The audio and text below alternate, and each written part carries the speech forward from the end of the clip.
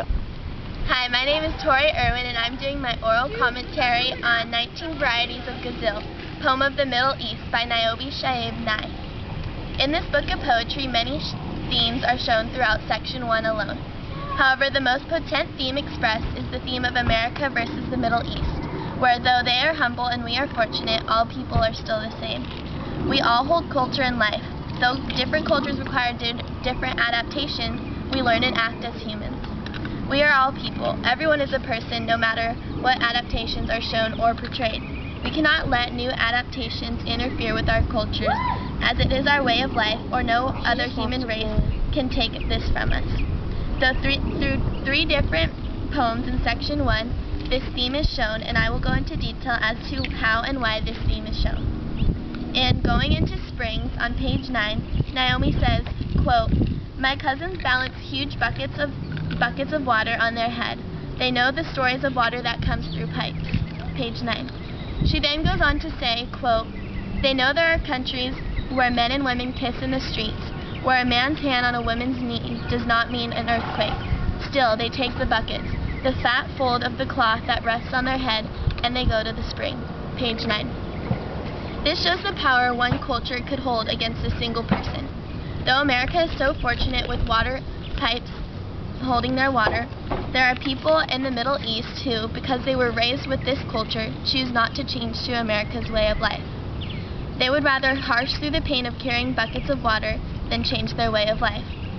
In Prayer in My Boat, on page 44, Naomi again mentions the fact that America is more fortunate than the Middle East. However, Naomi brings in the fact that we are all the same. People are equal no matter where we live. She does this through her poetic verses.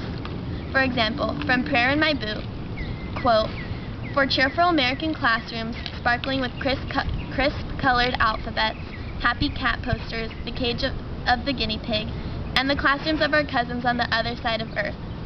How solemn they are, how gray or green, how there is nothing dangling, and in these rooms the students raise their hands and learn the stories of the world." Page 44 to 45. All people in the world raise their hands to learn. All people learn the stories of the world. They may be different stories of history, but they are all a part of something, and they all hold culture in depth. For this reason, Naomi expresses the facts of differences versus similarities in every human being and how we are all just that, human beings.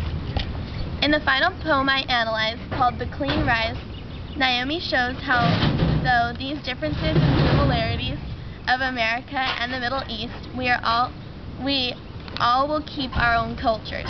For example, quote, "Each time you go through this, you lose a little less color." When she speaks of color, she represents culture. She goes on to say, quote, "This is what I try to say. Don't let them wring it out of you. You are real, 100% cotton. You can wrinkle. Accept that as a gift." Quote.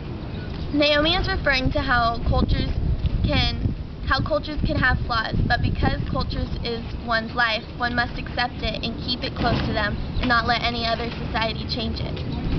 Through Naomi's powerful poetic words, she expresses the theme of culture and the value it holds.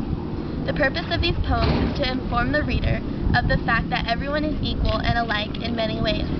She explains how America and the Middle East have many differences, but their similarities are what make all humans equal in the same way.